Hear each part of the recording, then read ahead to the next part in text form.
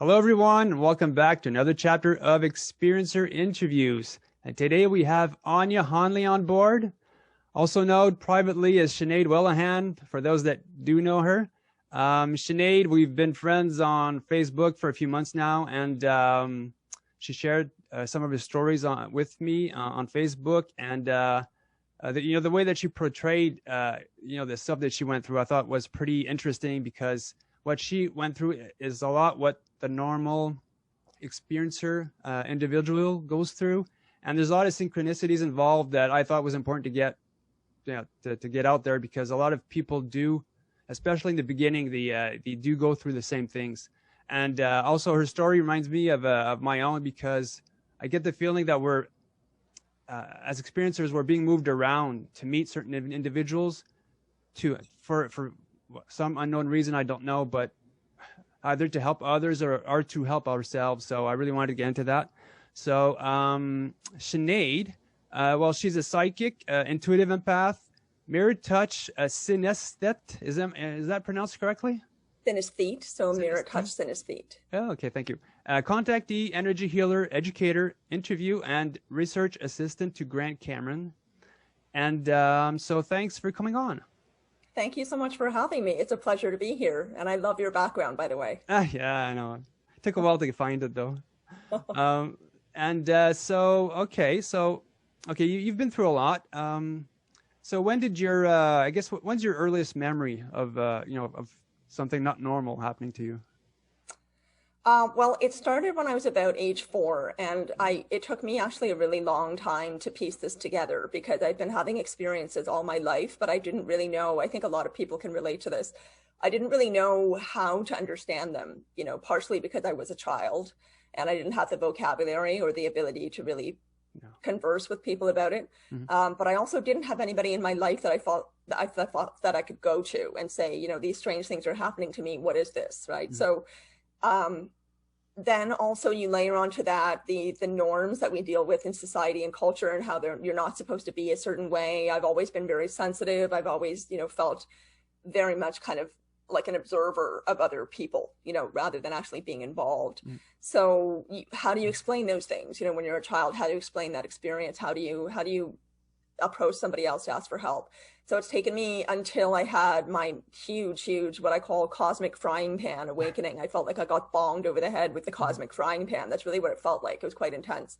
So that was the summer of 2019. And since then, and a lot with Grant's help as well, he's been an amazing friend to me. So he has really helped me with his friendship, but also with his incredible knowledge and experience of many, many years now working in this field, to help me start to piece things together. So he's actually the first one that said to me, this thing happened to you when you were 4, which was a very, very high fever, very high fever. And it was an interesting experience, because I was actually very ill, but I didn't know that I was very ill. I didn't feel sick. I actually felt really good. I felt this extremely heightened sense of awareness of every sense, my smell, taste, touch. My mind was sharper than it's ever been in my life during that night. Yeah, I woke up in the middle of the night at 4 years old and had this fever. Mm-hmm. So he thinks that had something to do with it. But for me, all I know was that the age 4 has stayed in my mind for a really long time, the kind of like an anchor or a marking point for me somehow. But that was just a gut instinct. I didn't really understand why. And so Grant thinks that this very high fever that I had broke me through to be able to have contact. Okay. So after that, I started to have a lot of psychic experiences, ESP, predicting the future, all kinds of interesting things were going on, and then had a whole bunch of really, really massive, intense downloads before the age of 12. And then after that, they kind of died off, but there were several of them that were very intense, I'd say between the age of 8 and 12 or 7 and 12. Yeah. So that's kind of how it all started. Wow. So, so did anything happen during schooling? Because as soon as I started school, my experiences stopped. As soon as I finished my college with my second degree, that's when my experiences started all over. Because of that huge length of time that, I thought I was normal like everybody else, and still until the episode started happening again. So did anything happen to you during, you know, the school days? During school days? Like grade school, high school? Yeah. High school, I've always had psychic ability that I largely ignored and denied, but I would still, when I would have these moments, in the moment of experiencing it, I knew there was something interesting going on. You know, my mind was registering that.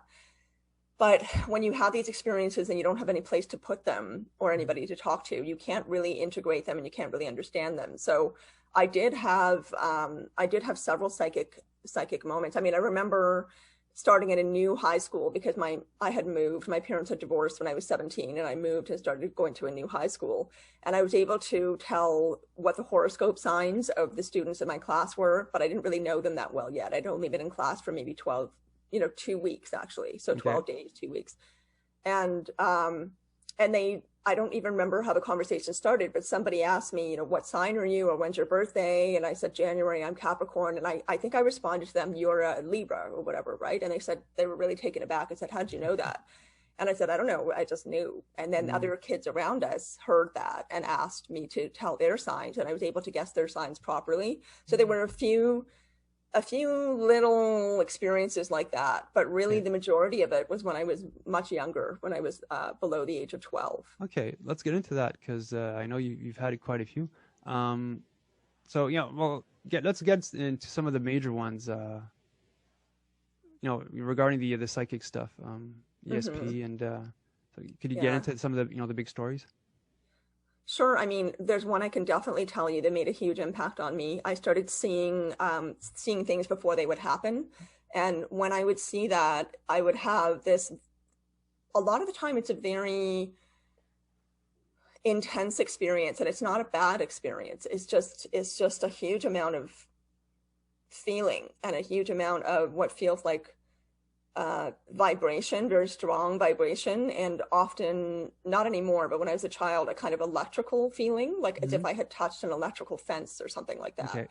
So when I would have these experiences of seeing things before they would happen, I would feel kind of like I had just touched an electrical fence. And it felt, the best way I can describe it is, it felt like every cell, every molecule of my body shot out into space at an incredibly, incredibly rapid speed, and then shot back into my body, and I would kind of rematerialize. That's not what I think was actually happening, but it felt like that. Okay. So then I would have this vision, and the vision would be very detailed. I would see exactly who was there, exactly what they were wearing, the color of what they were wearing, what was in the background, where everything was placed in the scene, like a photograph. And it would be so very detailed, very clear. And then I would see exactly that same scene with everything in exactly the same position. The same people were there. The person's hair is blowing in the breeze in this direction, whatever it was very detailed. I would see that at some point later on. Mm-hmm. So this happened once when I was 10 or 11 years old. My aunt, who is also psychic, was visiting from New Zealand. And I had never met her before. She's my mother's half sister, but she lived so far away in New Zealand with her family, I never saw her. So this was her first visit to us. And she took my brother and I and her 3 children to the park. And I had always been an observer, so I wasn't really participating. I was sitting on the bench with her watching the other kids play. And so then all of a sudden I had this moment of recognizing that I was seeing exactly the same scene that I had seen before. And in that moment, my aunt somehow knew that I was having this experience. And that was a huge, huge, huge moment for me, because it's the only time I ever felt validated when I was a child. She just somehow knew that something had just happened. She could feel it. Okay. So I remember looking up at her, or she looked down at me. I was sitting beside her to her right. And she looked down at me and she said, "Are you okay?" And I looked up at her and I remember thinking, oh my gosh, she knows. Yeah. So I said, yes. And then she said, something just happened, didn't it? And I said, yes. And she just knew. I didn't even have to explain it to her. She just said, it's okay. Don't worry. There's nothing wrong with you. Everything's all right. It runs in our family. Everything's okay, And so that was just a huge, huge, huge moment for me. And we still have a very special connection to this day. I actually visited with her in England 3 years ago, and she told me she still sees that quality in me, whatever she saw when I was a child. So that's an example. And then also I would have, people would call and I would know who it was that was calling on the phone.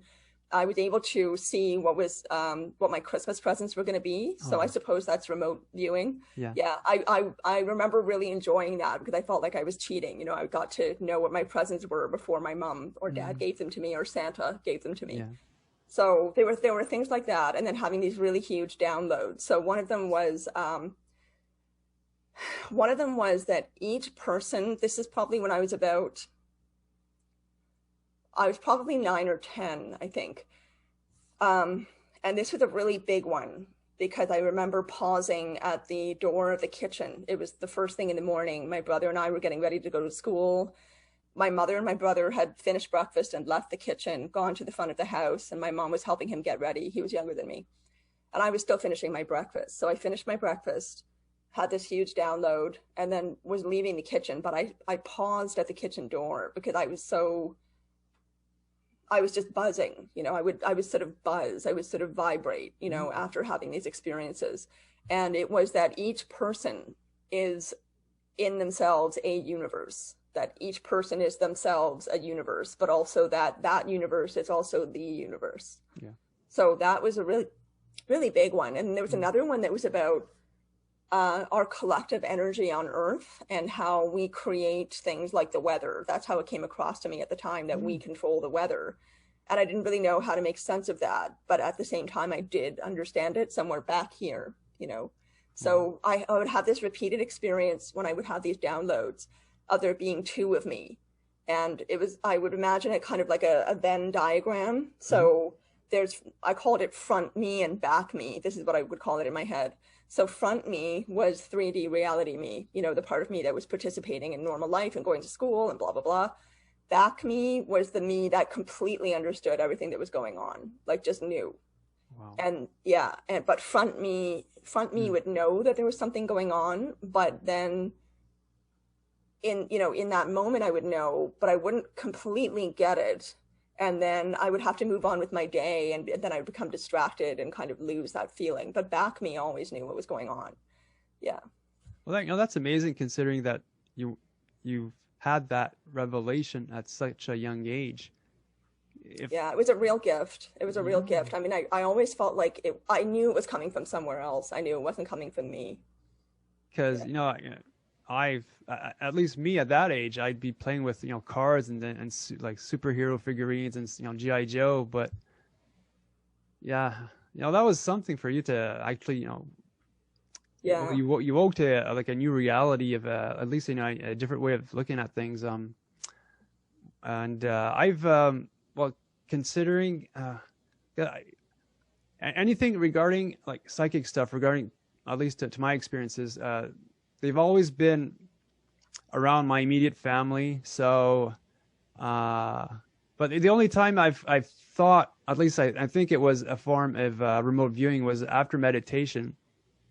When I do see vibes, I tend to project my thoughts out into space and show where we are in the galaxy, then come back where we are, in the solar system, where I am on the planet, and back and forth. And that's when the UFOs came overhead. But I was doing that a bit while meditating, and as soon as I went to bed, I closed my eyes, and I'm seeing, like in my third eye, the side view of a man's head.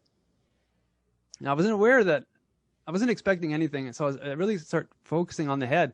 And as soon as I put my attention closely on the guy's head, the guy turns around as if he felt me, and he started looking back at me.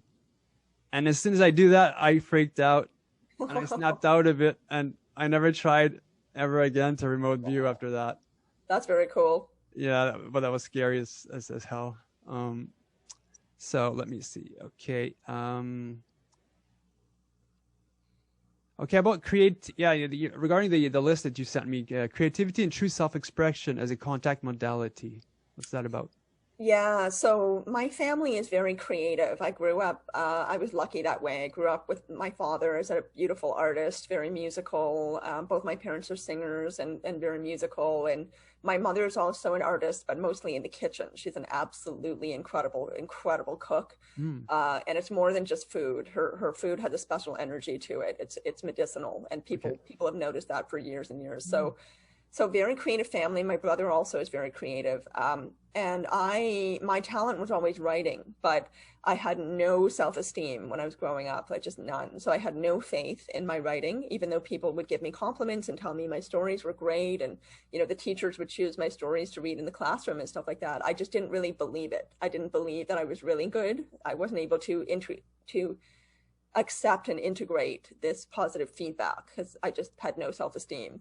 So it's taken me also a long time to realize how incredibly important creativity is as part of my spiritual path and part of my ability to connect. Because when you do connect with your spirituality and your creativity, there are many similarities with spiritual practice because you're really tuning into your intuition. You're tuning into your inner, you know, your very strong sense of inner knowing. You are guiding yourself spontaneously. So if you're a painter or a photographer, for example, you might just be letting what's happening, you know, the photographs you're creating or the paintings you're creating, you don't necessarily know what they're going to be until they're there in front of you, right? So there's this wonderful kind of flow of spontaneity and of intuition. And it's also about voice, using your voice, your authentic, true voice of who you are, and expressing that through creativity, right? Through writing, through painting, through dance, whatever it is. And I think that the more connected we are with ourselves, this is something I feel very, very strongly about. And I know this also because it's something I'm experiencing as having practiced working on myself very, very hard all my life. That the more we know ourselves, the more we really deeply know ourselves, the more connectivity we can have because we're tapping into who we really are when we do that, right? And it's very difficult to do that in this reality. We're so distracted by consumerism, jobs, whatever, all the stuff that's out there that's external. So I think it's, you know, there's so much pull, there's so much that entices us away from ourselves. And creativity is one of those things that helps us really be in place with ourselves, to be with ourselves, right? And really listen to ourselves, connect with ourselves. And then that automatically creates greater connectivity. So ever since I've made a commitment to work more on my creativity, which I don't think was an accident because it kind of overlapped with my very first ET contact experience in Peru in 2017. Ever since I made the commitment to really let myself express my true authentic voice in a variety of ways, but also through creativity, there's definitely a higher vibration in my life. There's more vibration in my life. There's more connectivity. It's all interrelated. You know, to me, I think it's all about the energy that we create in ourselves, in our lives, the vibration that comes from that. And then that opens so many energetic doors that allow us to communicate with these other beings that are out there who just want to help us. That's my view on it. That's only been my experience. I know many people have had very challenging, scary, or traumatic experiences, but for me, my experiences have only ever been positive. So when I guess artists, either like musicians or those that painters, it's a form of channeling too, because yes. Well, I know Grant wrote a book about music and experiencers, I think, and he did. Yeah, I do have it. I read half of it, but I didn't go through the entire thing. Because I remember when I used to play guitar, and my entire family on my mother's side, the special family that I call, we all played like 2 instruments each, and sometimes during the night, I'd wake up at night with this super awesome song within my head, like a guitar song, and the rhythm was really awesome. And I thought, oh my God, this is so bloody cool! This is really good. I have to write this down. I'm super tired. I'll probably still remember it in the morning. As soon as I get up, the next day. I know. That's happened to me as well. You have to write it down right there in the minute, that even if you're blindly, you're barely awake, you have to capture it. Yeah. Yeah. So when reading Grant's book, that reminded me of that. That was pretty good. Mm-hmm. So yeah, I totally understand what you're going through. Okay, spirals and triangles and threes. Oh yeah, that's something that really, especially not numerology, when you start waking up, these things that like the angelic numbers, they pop up everywhere. I remember well, in the beginning, so that would be around 2012, let's say. when I started getting my experiences happening more and more, I'd wake up in a jolt in my bed. All of a sudden, like I'd wake up like sitting down. It's as if somebody was forcing me to look at the clock, and then 333 was there. So it was like it was scary at first, but it's as if, because you know I'd get a lot of feelings. I was being touched at night, felt up, you know, taps on my body here and there. Sometimes, you know, 4 taps during the same night just to wake up. And a lot of the times, you know, we'd have these angelic numbers pop up. So you know, we would always get into that. So is that, you know, that when your threes experience, is that regarding like angelic numbers too? Oh my God, threes.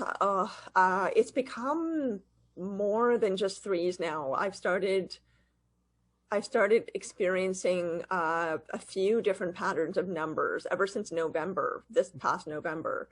Right now it's March. So November and December, it was really actually kind of crazy. I mean, literally almost every time I would look at my phone, it would be a pattern of exactly the same number. You know, it'd be 333 or 1111 or 444 or 555. Mm-hmm. So I started taking screenshots of them, and I sent you a few of them. But, just to interrupt, as soon as you said that, my mind started looking at the clock, and it's 333 right now. Oh my God. I swear to God. I love that. We're being manipulated. Trust me. It's freaky.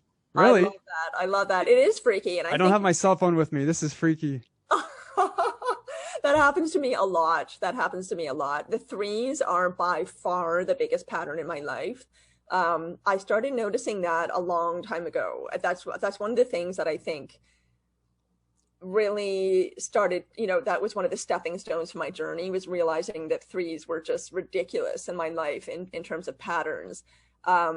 And I have to express gratitude right now to whoever and whatever my guides are, because they really never left my side. You know, they kept bugging me and giving me signs and messages until I finally got it, which was, you know, not that long ago. It's taken me a long time.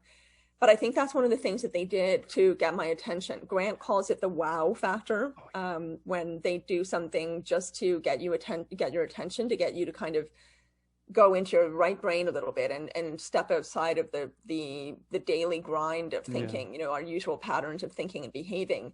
And your brain or your mind kind of goes, oh, something's happening right now. You know, it's like a little window opens or a little door opens. And the more those things happen, the more we can have them happen. You know, the more we choose to pay attention to them. Yeah.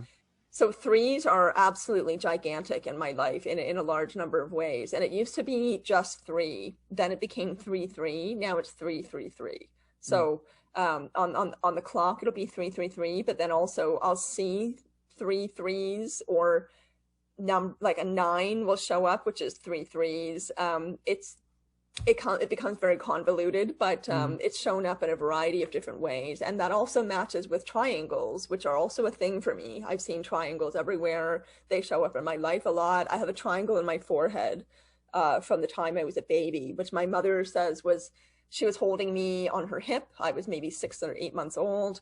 I was very jumpy, so I was bouncing around, and I leaped out of her arms and jumped into the corner of a glass coffee table and got the triangle. So I don't think this is an alien thing. Grant is not so sure. He thinks that it might be a sign. It might be something. I don't know.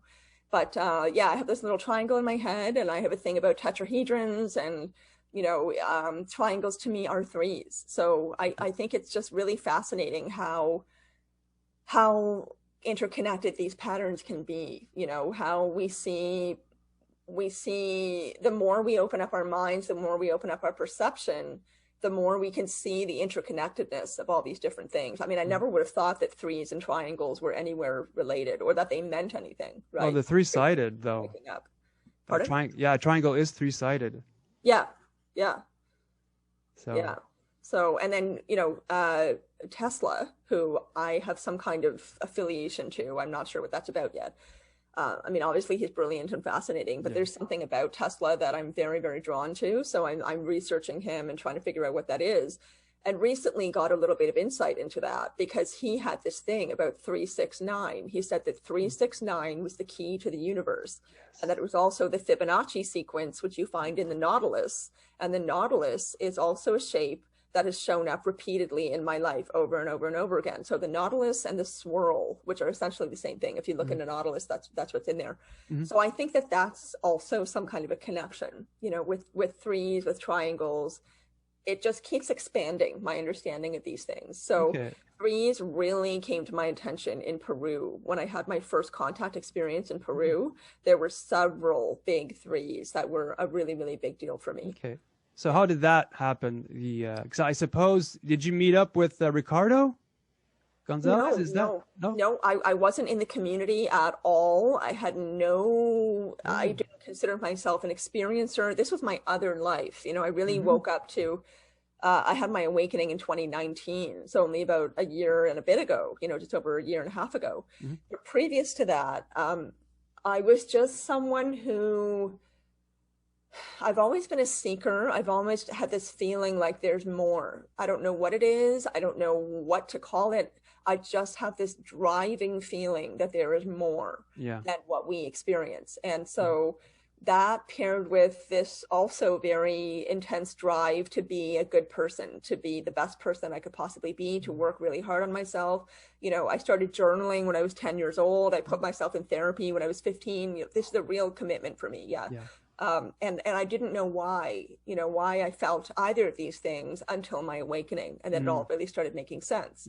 But when I went to Peru, this was part of my seeking. This was part of me trying to figure out, what is it? What is this feeling that I have that there is more? And, you know, I have to just follow this and let it take me where it's going to go.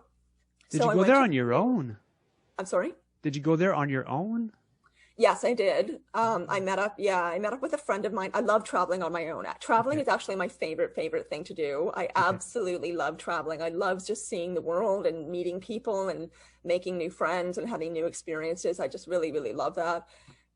So I did go on my own, but I also ended up meeting up with a friend of mine who's also a teacher at the ayahuasca retreat that we went to. That was the second half of the journey.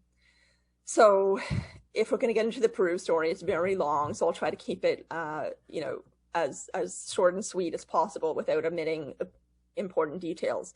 So basically what happened was I decided to go for 3 weeks. That was not on purpose. It just kind of, the logistics worked out that it was 3 weeks.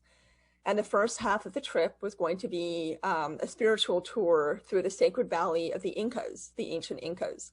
And I did not want to do the usual tour. I didn't want to be standing in long lines. I'm not a tourist. That's not what I do. I find that boring. I don't like that. I like to go and just have adventures that explore and do things that are off the beaten track. So I decided I was going to do this tour. And it was a small group of people. It was going to be led by a shaman. We were going to be participating in plant medicine ceremonies as part of it. And we're going to be going to these incredible sites in Peru that are just, I mean, that's a whole other topic. They are architectural marvels. They are extraordinary and energetically as well. So that was the first half of the trip. And then the second half of the trip was an ayahuasca retreat in the Amazonian jungle. And I was going to be with a shaman. You know, I did all my homework. I made sure that it was legit and that it was safe. I think it's very important to do that because it's a money-making thing for some people. So you have to be really careful about where you go and how they're going to be doing the ceremonies. True. And I wanted it to be really authentic. You know, I wanted to be learning from these people, and I wanted to experience some of the heritage and the history of Peru through these ceremonies. So I planned this 3-week journey, and I got there to Lima, flew into Lima, and then flew to Cusco, which is the capital, the ancient capital of the Incan Empire. I didn't know that at the time, but I found out when I got there. So I arrive, very high altitude. I have crazy altitude sickness. You know, my lips are blue. My eyes are kind of rolling around in my head. I can't control my limbs. I just look like a spaghetti person walking down the street. So had to kind of take it easy for the first little while. And I had an interesting experience when I was packing for the trip. And this has not happened to me ever before or since. But I now know why this occurred. So it was an interesting experience because I was both aware that it was happening, but also unaware that it was happening. So it's kind of like what I was mentioning earlier about front me and back me when I was a child, right? There was one part of me that knew exactly what was going on. felt completely in the know, but then this other part of me wasn't completely sure what was going on, but knew something was happening. So what was happening was I was packing my bathroom bag to go to Peru. Toothpaste, toothbrush, whatever, facial cleanser, blah, blah, blah, blah. And I felt this hand come over my hand and pick up my hand and move to this, I can't believe I'm saying this on camera, but I'm going to say it, a half joint that I had in marijuana in an ashtray, and maybe pack the joint and put it in my bathroom bag. Okay. And I just want to emphasize that I'm going through 4 South American countries to get to Peru. Oh boy. Okay. And I'm packing this half joint. And at the time, it was as normal to me as if I was packing my toothbrush or my hairbrush or my shampoo. I did not think anything of it.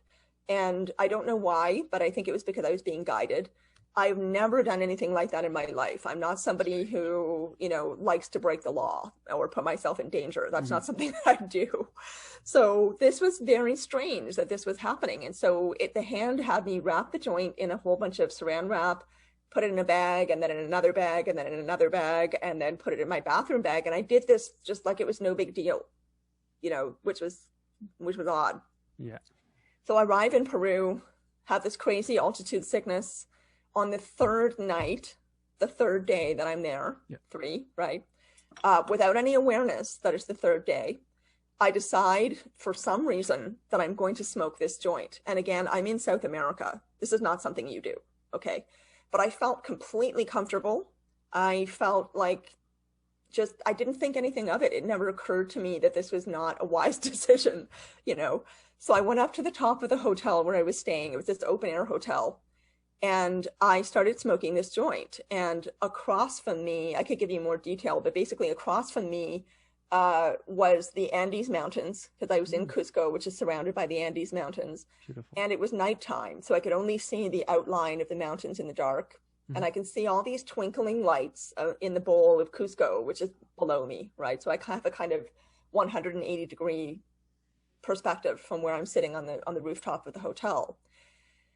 So I'm looking at the Andes and just thinking, this is amazing. I'm so glad I'm here. I felt wonderful. I was so excited to be there, really happy. And I'm looking out, and all these tiny little twinkling lights on the side of the Andes Mountains that were, you know, roadways or people's homes or businesses formed into the perfect detailed face of a jaguar. Huge detailed face of a jaguar. And I mean detailed. Right. So the eyes were completely outlined, the mouth, the ears, the shape of the face, everything. And it sat there looking at me. And I thought, okay, this is strange. I've never hallucinated on marijuana before or since. This is the only time that's ever happened.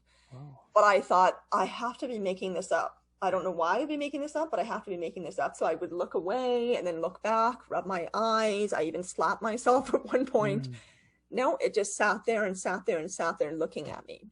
And at that time, I did not know that the jaguar is a very, very important animal in Peruvian spirituality, specifically for people who are on the shamanic path, which I am. So I see this vision, and it just sits there for a long time, like maybe 15, 20 minutes. And I'm just looking at it, not sure what to think about it, but amazed that I'm witnessing this. And then it eventually just kind of dispersed, and all the lights just went back to how they'd been. And I kind of shook my head and, you know, cleared my mind and thought, that was interesting. I must have imagined that. But I felt my instincts telling me, go downstairs and get on your computer and look up what a black jaguar is in the context of Cusco and Peru. The information totally blew my mind. It was not an accident. And then a couple of years later, I had a meeting with a shaman, a Peruvian shaman, who told me that that was an invitation to power. That's how he phrased it, that it was an invitation to power. So that was the first interesting thing that happened. The next one was when I had a plant ceremony as part of my spiritual tour through the Sacred Valley of the Incas. We took a plant spirit called Huachuma. That's the indigenous name. It's otherwise known as San Pedro, the cactus. Okay, yeah. So we took that plant spirit, and I had the most incredible experience. It was just, I can't even explain, you know, it was just absolutely phenomenal. And did you see anything? Did you? I did. Okay. I did. I saw ET motifs. I saw this sort of ET looking face with this very high crown looking thing, or like a very high headdress in the sky. I saw a few of those. I also saw two huge winged beings. One was in the sky and one was on a mountain, and they were moving and they were looking at me. I mean, of course, I'm taking psychedelics, so anybody listening to this is like, oh, she was on psychedelics. Yeah. But the detail and the fact that it was showing me, I mean, I could look up at the sky, everything was happening in the sky. I could look up at the sky and see, I felt like I was seeing ancient Peru, but it was as if I was in, you know, it was as if I was back in the time of ancient Peru, up in the sky, looking down at ancient Peru and seeing all the little tiny people moving around and all the animals and all the buildings and just the life of Peru happening below me. But I was seeing all of that up in the sky. So I didn't have any real affiliation with Peru. You know, I prior to this trip, Peru was not the #1 place on my list I was going to go. I had never had a huge interest in Peru. I had always loved outer space stuff and ET stuff, but it had also not been a big driving passion in my life or a major interest for me, interestingly. But yet in the sky, I'm seeing all this stuff about Peru, and I'm seeing all these ET motifs, and also rainbows are extremely important in Peruvian spirituality and shamanism, in their spiritual history. It has multiple meanings, and everybody around me, there were 5 of us, was made of rainbows. Oh. We were all completely made of rainbows. So it was just an incredible experience that I felt had a lot of deeper meaning.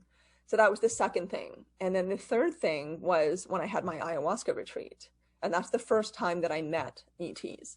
Okay. And that was an incredible experience. It changed everything. It just completely changed everything. I think that was a really, really huge doorway that was open for me. And I'm going to pause just in case you want to say something.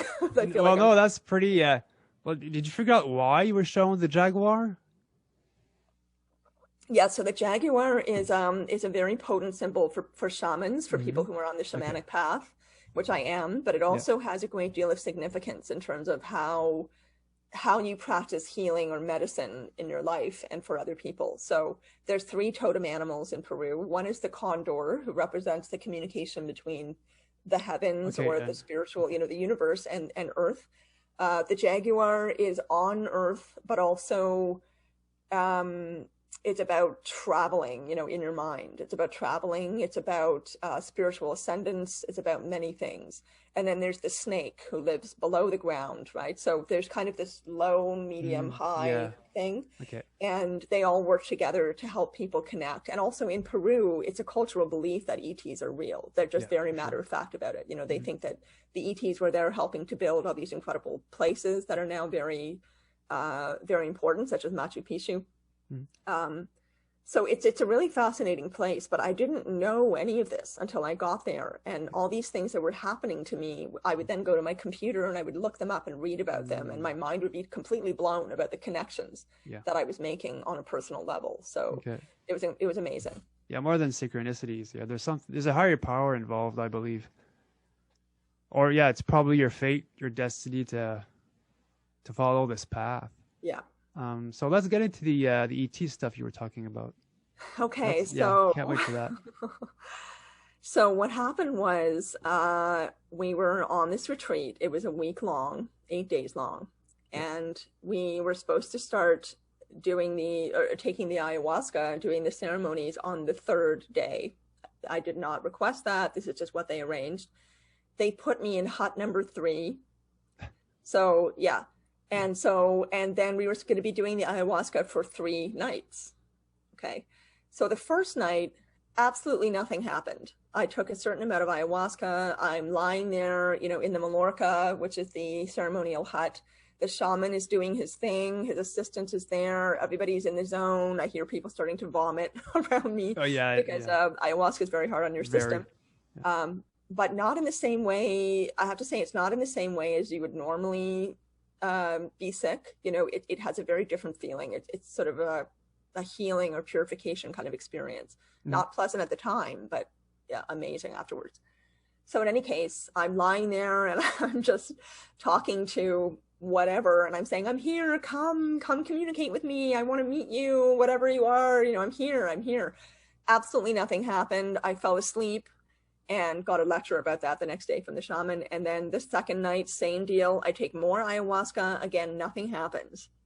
And I'm thinking, wow, like, am I this blocked up that I just cannot connect? Is this what my retreat is going to be? This can't be true. No, you know, but I'm asking them to come. Absolutely nothing is happening. Third night, again, the 3. I take a little bit more ayahuasca, and immediately the experience began, just immediately. You know, usually it can take 20 to 30 minutes, depending on the person, to settle in and really get you going. But for me, it was 5 minutes, and I was going there. So the first thing that happened was I saw the shaman's voice. The shaman will chant, right? They'll chant what's called, they'll sing Icaros, which are spiritual songs to ask the spirits to come in and work with the people that are in the Mallorca. So very respectfully calling them in and asking them to be there to assist and to support the travelers. But he also chants, which is pretty much for the same reason. So he was chanting, and his voice became every voice. It became many, many, many, many voices, but yet also his voice. And it also became visual. So I knew where he was sitting on the floor, and I couldn't see him anymore, which was interesting because the Mallorca is a hut where 2/3 of the walls from the floor up is made of wood. Then the last third is made of netting, and there's a bright moon that night. So there was moonlight coming in. And then there's a little table in the center of the room that has a bunch of candles that are lit. So you can dimly see the people around you. But as soon as I started going into this other place, I couldn't see anything around me anymore. It became completely different. So I see the shaman's voice as this fluorescent, this beautiful purple fluorescent light. And it's originating from a point on the floor and then spiraling up as this purple light, endlessly, way, way, way, way up into the universe. So I'm looking up, and I don't see the roof anymore. I just see space, right? So it's circling up into space. The next thing that happened was I realized I was sitting in what felt like outer space or out in the universe. And I was sitting on a grid, and the grid was also made of light, and it stretched out forever and ever and ever and ever around me, and I couldn't see anything else. And then there were some other things that were going on, but this is leading to the ET thing. So then I realized that I was inside a UFO. So the grid disappeared. I'm sitting inside what is now a huge ship. I can't see anything around me except this beautiful, again, purple light that was in this line all the way around the circular shape of the UFO. And I just knew I was in a UFO. Yeah. I just knew. I can't explain why. I just felt it, like, as certainly as I know I'm sitting in a chair in my own living room talking to you right now. And then when I realized that, I felt, and this is an indescribable thing, I cannot possibly describe what this felt like. I felt this enormous, powerful engine turn on underneath me and start vibrating. And so the floor is vibrating, and then I'm vibrating. And the power of this engine was, I can't describe it. And it's very metaphorical, I think. I think that what was happening was they were starting my engine. They were starting my vibratory engine. That's what I think was going on. Okay. So right after that happens, then I'm outside the UFO. So I wasn't in the UFO for very long. I didn't see a lot of detail. I didn't see any beings or see what the inside of it looked like. But it was a different shape than the Mallorca was. And it had this beautiful purple light all the way around, right? So I'm no longer seeing the trees outside or the sky or anything like that. I'm just seeing this. Then suddenly I'm outside the UFO, and in front of me is a line of light beings who I knew were ETs. They were made of light. And they were greeting me with this level of joy and enthusiasm I've never felt in my life. It was just this massive, indescribable level of enthusiasm and joy. Hi, you're finally here. You know, it was as if they'd been waiting for me all this time. And they were just so incredibly enthusiastic. And so all this light, all these beings that are made of light, they didn't have body shapes. They were lines and squiggles and flowers, but they were beings at the same time. I can't describe it any better than that. And they were communicating with me, and they were welcoming me, you know, in this wonderful way. And they were saying, okay, then they, after a while, you know, after a while of being very enthusiastically greeted, and they were like, you're finally here. We're so glad you're here. We're finally meeting you. And, you know, in person, I guess. Then they said, okay, we're going up now, and you're coming, we're going up, and we're going to show you stuff. And this is when the experience started to change a little bit. I'm feeling just full of, wow, you know, what is going on? Who are these beings? I don't know what's going on, but it was amazing. But ayahuasca is very, very hard on your system. And so my stomach was getting very upset, and I started to become distracted by that. So they were saying to me, we got to go now. They kept repeating it over and over and over again, you know, like, okay, we're going, let's go. You're coming, get on. And I can see the entrance to the UFO behind them. And they're saying, let's go. You know, we're going to take you up. We're going to show you things. We're going now. We're going now. We're going now. And I really wanted to, but my stomach was so distracting. I just couldn't go. So I said to them at one point, I'm really sorry. I can't, this is too much. I can't do this. Right. My stomach was killing me. So I got some help and then went off to the bathroom and then came back. But on my way back from the bathroom, I could feel them leaving. I heard their voices further away, and I could feel them leaving. And I said, no, don't go, you know, wait, come back. They said to me, don't worry. This is your invitation. Okay. That's how they responded. It's a very calm, reassuring feeling. Like, we're not leaving you. You know, this is your invitation. So I've remembered that ever since. And then sure enough, they followed through in the summer of 2019. Okay. But yeah. What year did this happen again? This was 2017, the summer of 2017, July. So yeah, and in those years you weren't really heavily involved in the ET world, so you didn't. Not at all.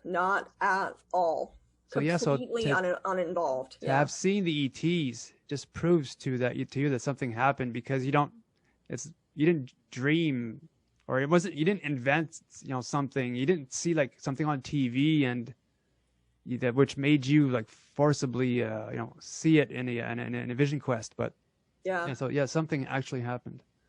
Yeah. Okay. So what happened in 2019?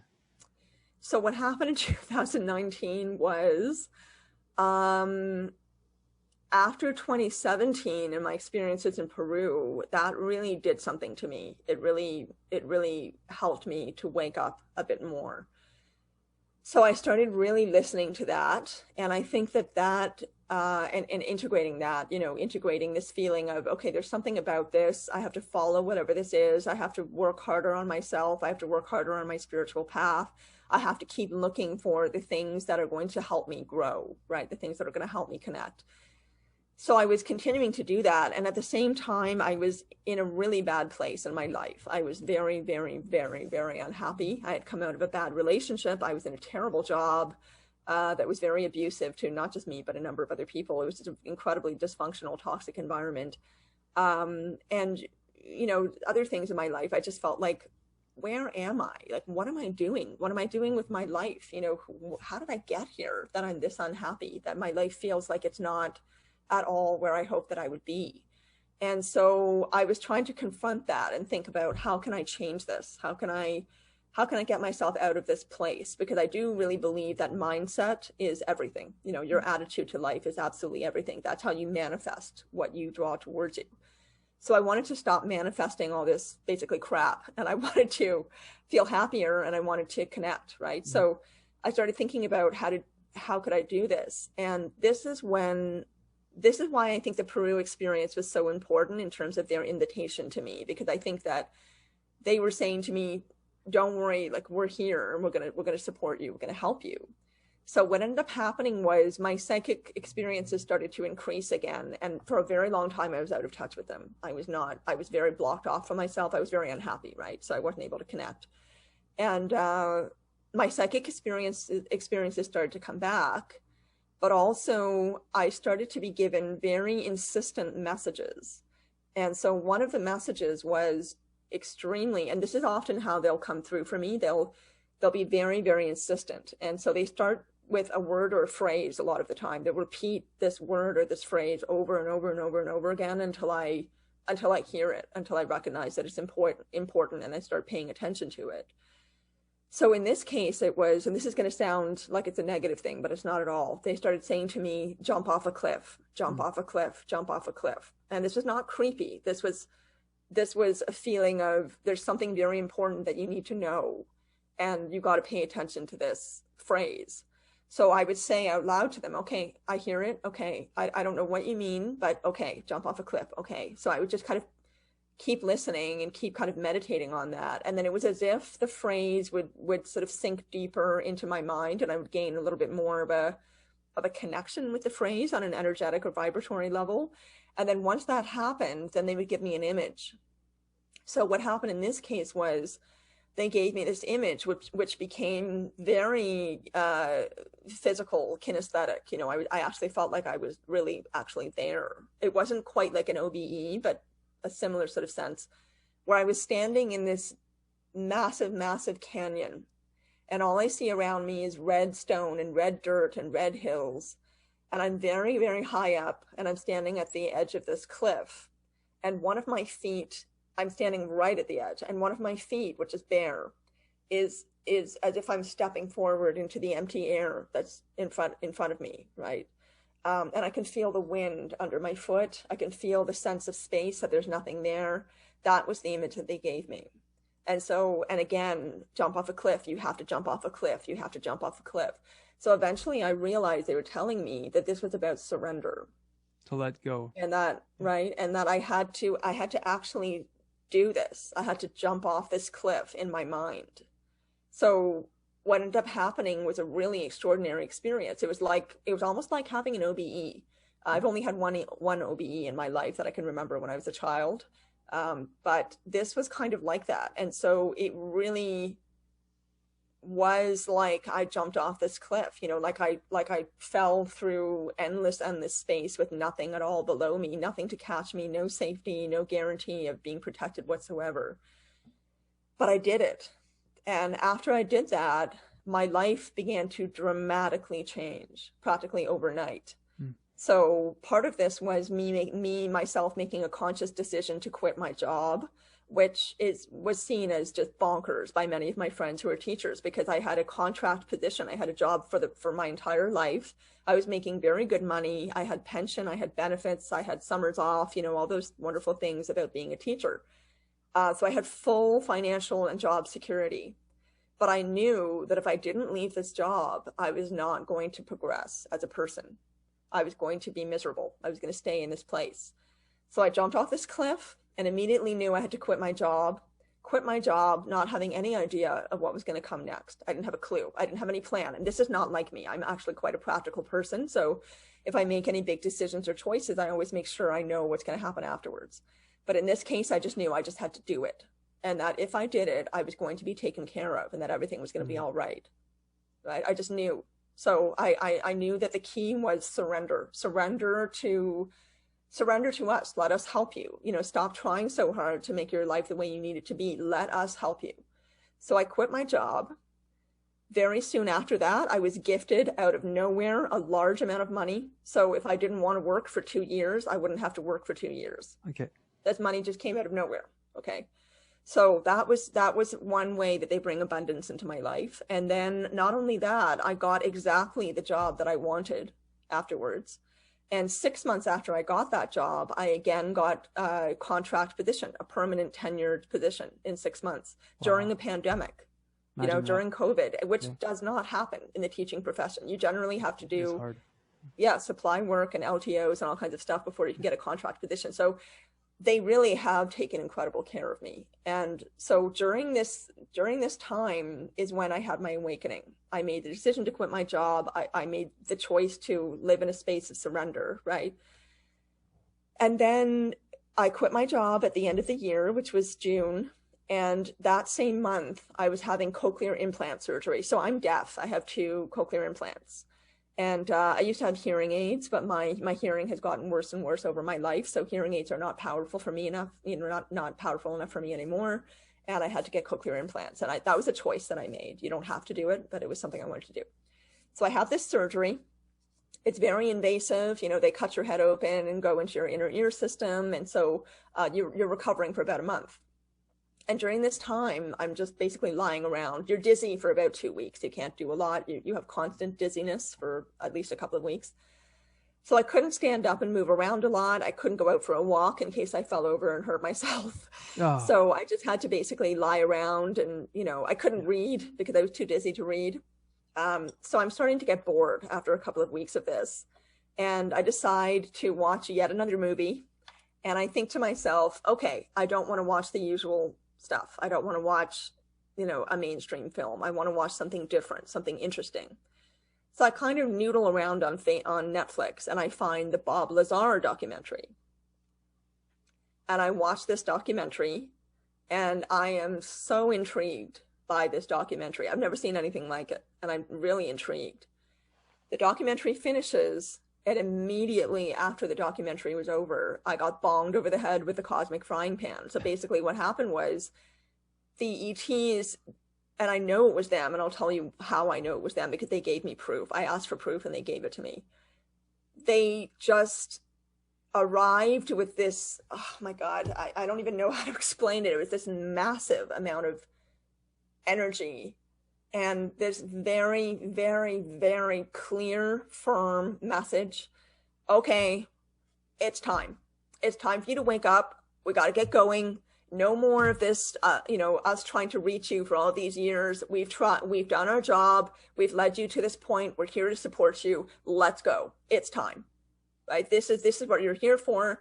This is going to be part of your life. Your life is going to be different from now on, and you need to do this work. Like, this is going to be a task for you. You need to be doing this. And it was delivered with incredible clarity and firmness.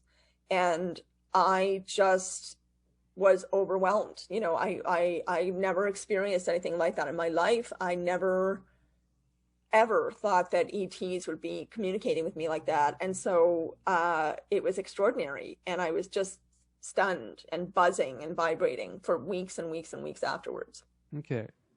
So I just jump headfirst into ET topics. I start researching and reading everything I could get my hands on the internet, watching videos, reading articles, looking people up who were in the field. I knew nothing before this. I mean, I'm absolutely brand new to the field at this point.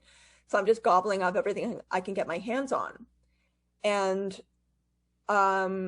a couple of things happened. One was that I wrote to Paul Hellyer, who is incredible, and he was lovely, and he wrote back. I basically said, you know, this strange thing is happening to me. I don't know what's going on, but I feel like I need some guidance, and I'm just reaching out to people in the field, and I really respect you, and I'm really grateful for what you've done for this community. I think you're incredibly courageous.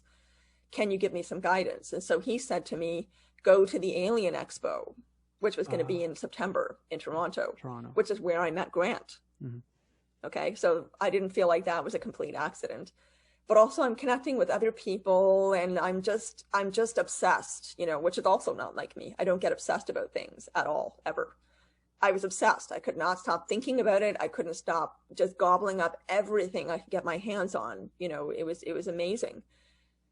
And so about 2.5 or 3 weeks later, I had healed from my surgery, and I'm going to start working in the summer. I took a summer job that many teachers take, which is marking government literacy tests. So these government literacy tests are mandated, and they're given out to kids in grade 6 when they're 10 or 11 years old, and grade 10 when they're 15, 16, and it's all about their reading and writing skills, right? So this is how the government collects information.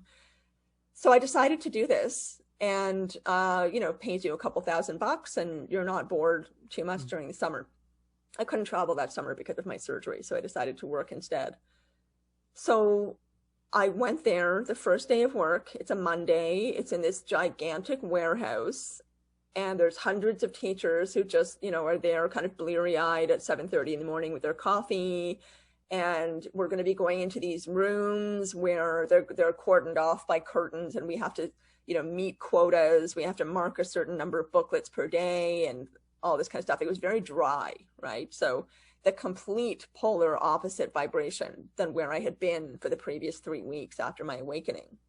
So the awakening was late June, early July. By this point, it's the 3rd week of July. Okay, so 3 weeks to a month later.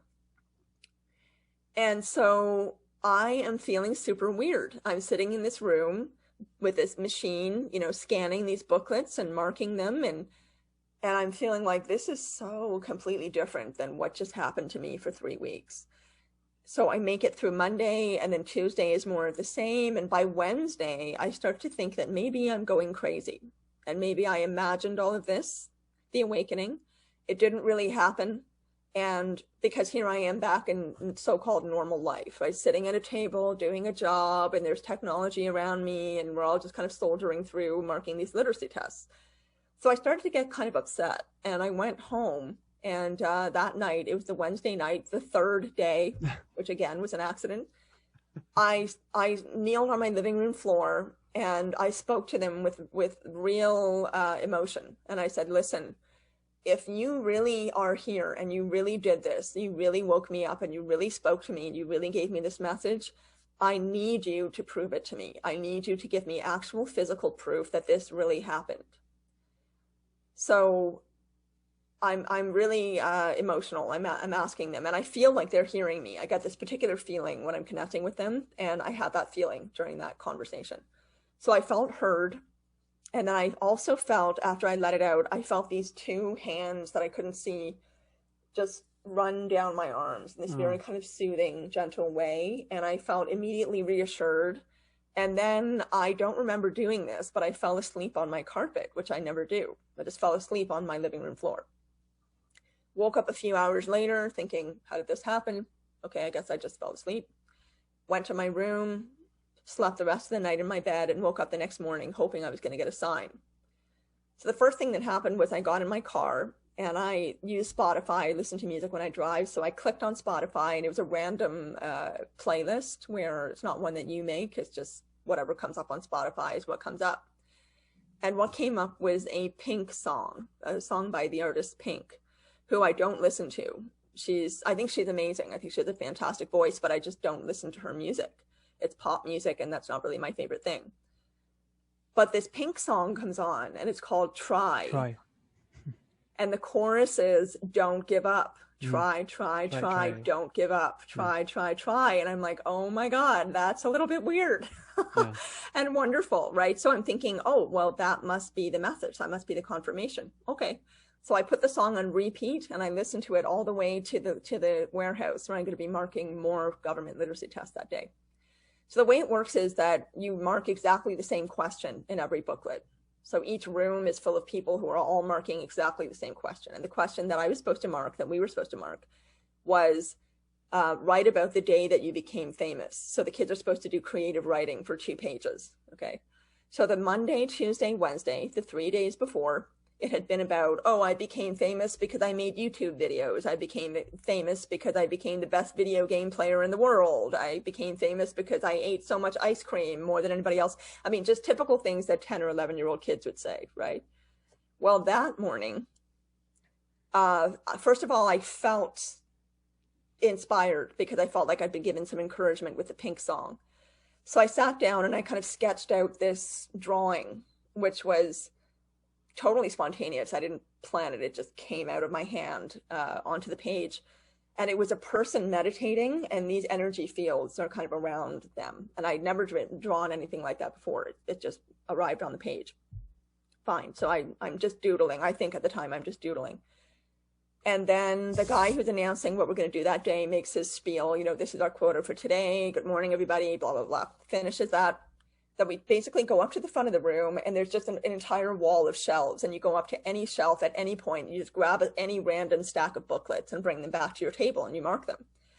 That morning, for 45 minutes, from 9 o'clock until 9:45, every single booklet, and again, the prompt was the day you became famous, okay?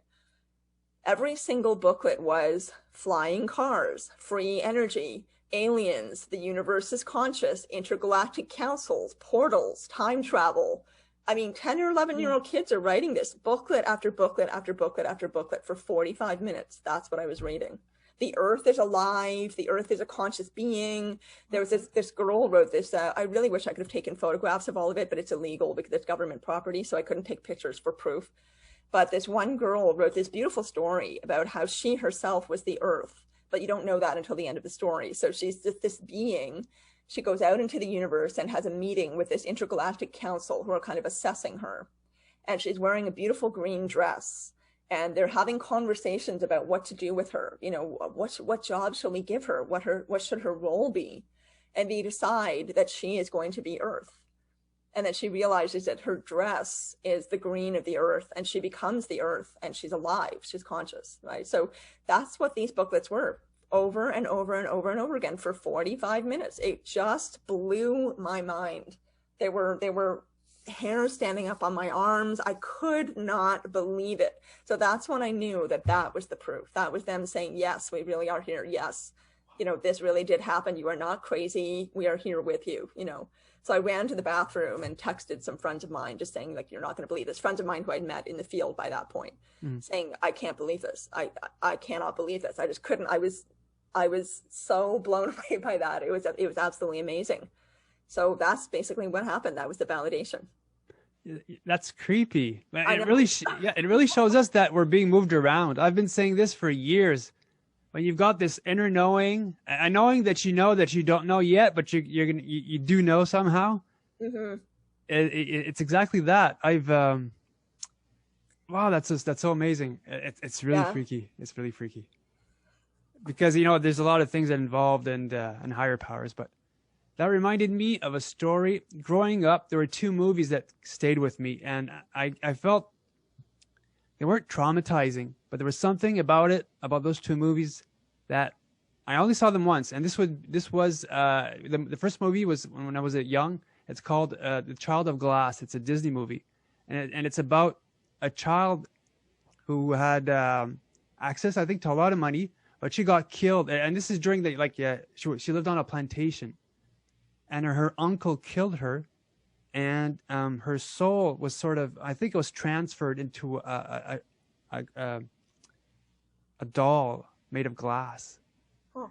But so eventually she, and that doll gets hidden away somewhere. Somebody moves on the plantation, a young boy, and she befriends, as a ghost, she befriends that man, that child. And but you know, the fact that she appeared as a ghostly figure in front of him really stuck with me. And I only saw this movie once, but somehow it stayed with me all my life. Then the movie Xanadu comes on. Eventually, okay. Now this, Olivia Newton-John, who's totally beautiful. Well, she turns out to be one of the daughters of Zeus, who came to Earth to help an artist. Wow. And I only saw that movie once, but again, seeing Olivia, she eventually appears in all white. In the 1800s type of like bed robe or pajama, very fluffy, but she appeared with long blonde hair up to her shoulders, but she was radiant blue. But again, that movie stayed with me. I never knew why until eventually I started hearing voices of a woman speaking to me at night about the future. Once I had 2 episodes that were out of body.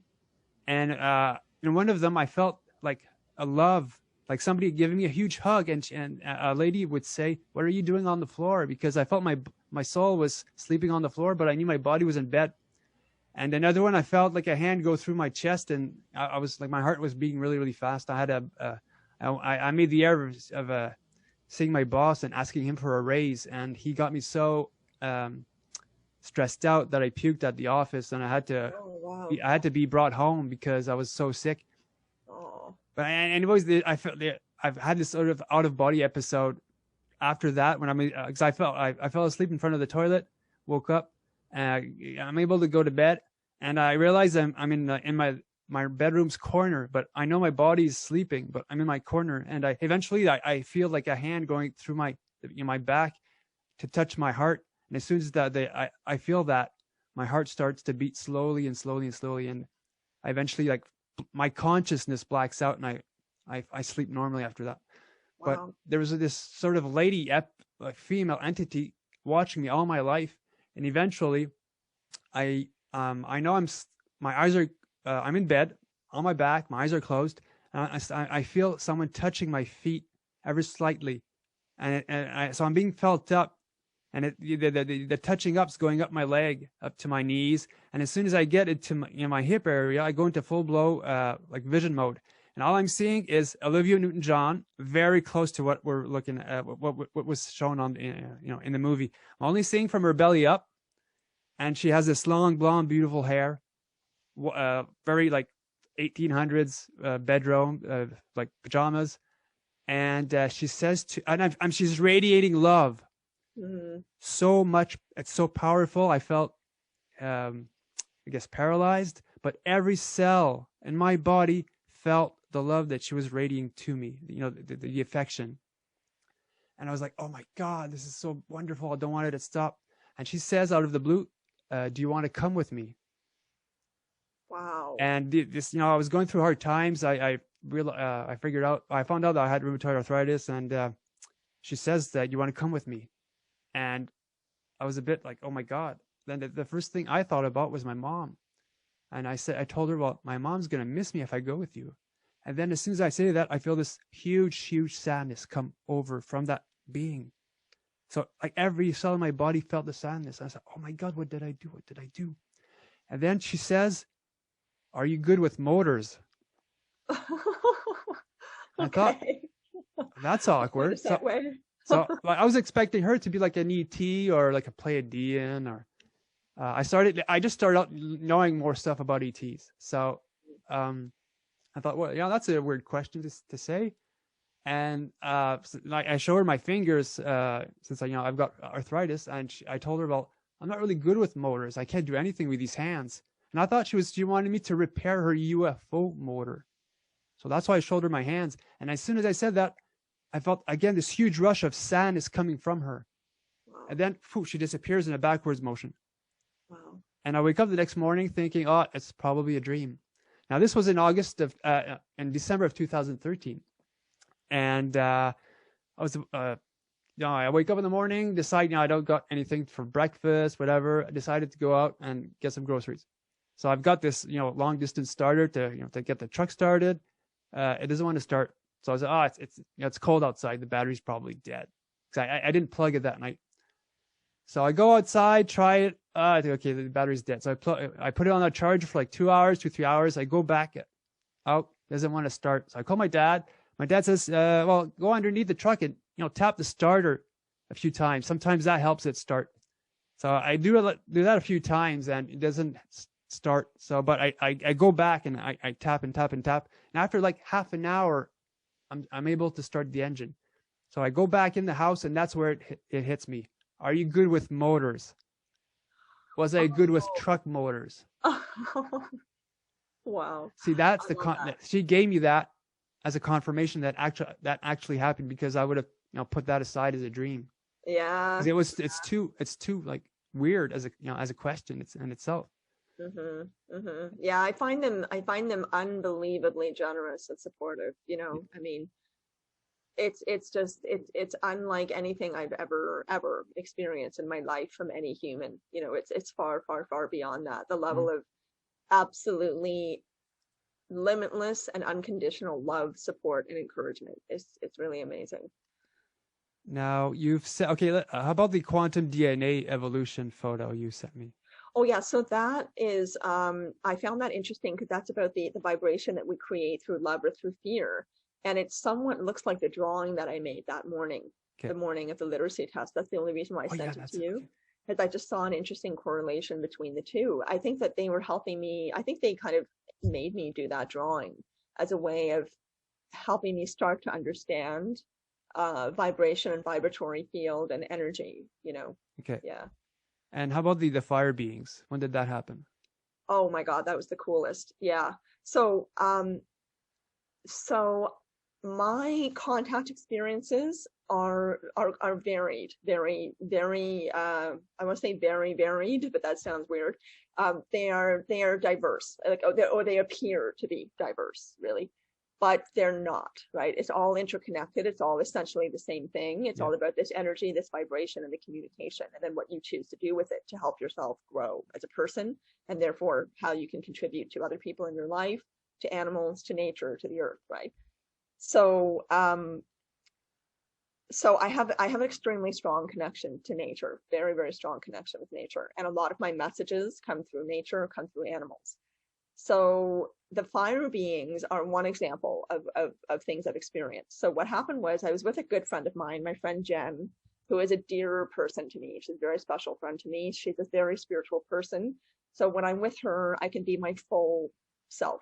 You know, I can talk about these things that we're talking about right now, and she understands. So I was with her, and I was with her parents, who I love, and they love me. And we're at their cottage on the shores of Georgian Bay in Ontario. They have this really, really beautiful spot, this beautiful lot. And everyone who goes there says that this place has a special energy. There's something just beautiful about the feeling of their cottage and their land. And right in front of them, I mean, steps away from the cottage is the water, is the Georgian Bay, right? So you see this beautiful water. There's beautiful trees everywhere. There's birds flying around. There's good people. You know, it's a wonderful environment. So one night we're sitting around the fire, and they have this huge fire pit, which I love because you have these enormous fires, right? So we're having this really big fire, and Jen is getting rid of some stuff from the cottage by throwing it into the fire. So there's a basket, there's some pieces of wood. Okay. The fire is getting really quite big. And I am mesmerized by this fire. I cannot take my eyes off it for some reason. Okay. And so I'm just sitting there and I'm completely zoned out. I'm just into the fire. I cannot look away. I am completely compelled by this fire. And her family, her parents and Jen are kind of making fun of me. They're like, Sinead, where are you? You're not here with us right now. We're having this conversation, and you're usually very actively involved in the conversation, but tonight you're just staring at this fire. You know, what's going on with you? But there was just something about it. And so I started getting this feeling, which I will often get when contact is happening. I'll get this very particular feeling, and it's mostly in this spot in my chest. So I start getting that feeling. And so just by instinct, I take my phone out and I start taking pictures of the fire. And then these remarkable photographs came out. So there's this one little particular being that has what looks like a fro. He's got kind of spiky hair. That's what it looks like, or a crown or something. He appeared in a number of the photographs. And of course, the fire is changing and moving, right? And it's not going to behave the same way the entire time that it's burning. It might start off really big, but then she throws something new into the fire and it becomes different, and then later it dies down. But through various phases of the fire, they took photographs for probably 2.5 hours. This little being shows up over and over again, the exact same little being. So I didn't see that until I looked at the photographs later, and I sent you, I think, 1 or 2 of that being. Okay. But then there's another one where this being is you can see the whole body, and it's got its arms kind of like this, as if it's praying or asking for something from the universe. It's this kind of reverential pose, and that was also really striking. And then there's another photograph that I sent you where you can see a face. You can see like an actual detailed face, half of it. There's a line of fire that's kind of shooting up to the middle of the face, but it's quite big, and you can see a cheek, you can see the eye, the shape of the head, you know, the jaw, the mouth, half of the mouth. So then when I saw those photographs, and I knew why I had been so compelled to look at this fire, you know, I was receiving some kind of communication. I think they were just saying hello and, you know, letting me know that my connection with nature was deepening a little further. Wow. Yeah. That reminds me of the time I saw the face. I woke up in 2007, 2008. I was with a different girl at the time. I didn't know anything about ETs, but that's probably, I'm not sure if that happened a few months after being told I'd become an uncle from a female spirit, or female ET, I don't know. But in that same bedroom, I woke up, and this was in the summer, so it was fairly hot outside, for Canada at least. And the drapes were open, the curtains were open, the whole window was open to get some airflow. And I wake up and I'm super calm. And I realized that there's something hovering in my bedroom, maybe a few feet away, and like at an angle from me. And I'm looking at it, and it was I was seeing through it, but I could like make a black outline. So I started, look with my eyes, trace the outline with my eyes, and I realized, oh my God, it looks like a face. And so I started concentrating within the face area, and I see at the top huge, perfectly round eyes, and the bottom part of a jaw. So like I go around my head like this. I'd see like 2 huge round eyes, And in the end, I didn't know anything about ET, so I thought it was probably a ghost because there's a lot of ghost stories in my family. You know, we're experiencers, of course. Oh, that's And cool. so I thought, okay, it's probably a ghost. And I looked at it for like a minute, like, you know, I really looked at it, and it's a ghost. I didn't freak out for some reason. It's as if I was being controlled. So I turn around and hug my girlfriend, fall asleep. Like, you know, none's the wiser. And like years later, it's probably either a gray or a mantid. Because the grays, they have like a large forehead and their eyes are closer to the bottom of the face, Oh, wow. like us. But mantids, their eyes are more at the top and they've got a huge jaw. Yes, so I've heard. Okay. Yes. So the eyes were more at the back of the head. So it could be a like mantid or insectoid looking at me. Cool. And That's yeah. cool. Yeah, I think they like to say hello, you know, and I think they like to let us know that they're here. They're not somewhere far, far, far away. You know, they're around us and they're trying to help us and support us. That's been my consistent But experience. could they be triggers? Because those events are so powerful for us that Mhm. our lives changed radically from. Because I was on one end, I'm vegan now. That's why I'm so skinny, but you know, because of the arthritis too. But you know that I had to change my life to not take meds, which I'm not.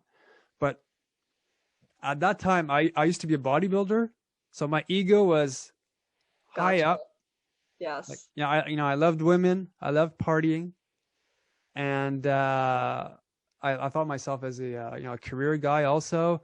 So you know, my life was really, and I'd growing up. When you're born, you're not really one to judge people, but people judge you so much that eventually you start judging people, Hmm. you know. So I Yeah. guess that was I had to change really my. So as soon as the whole stuff started happening, and the voices and the messages, the psychic stuff started happening, my life started to change, and Yeah. then I met my abductee, which eventually became my my fiance at the time. You know, the British abductee that people know.